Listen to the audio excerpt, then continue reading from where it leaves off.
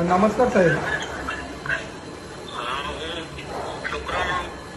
જી જી જી જી જી હવે પહેલી તો તમને ખૂબ ખૂબ મારા તરફથી સંવેદના છે જે આ દુઃખદ ઘટના આપણા આદિવાસી અને ધોળી સમાજમાં બનીને આપણા વલસાડ લોકસભા એટલે સંજાણના માટે બની એના માટે તો હું પહેલાં તો દુઃખ પ્રકટ કરું છું.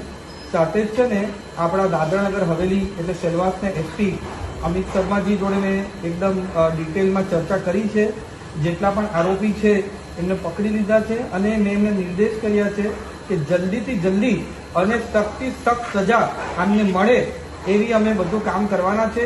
અને જ્યાં લગીને એમને સજા નહીં મળી જાય ત્યાં લગીને હું કેસ ટ્રેક કરીશ ને હું તમને વચન આપું છું આ જે પણ આરોપી છે એ લોકોને છોડશો નહીં, એમને મોટામાં મોટીને સજા થાય એવું આપણે બધા કરશું.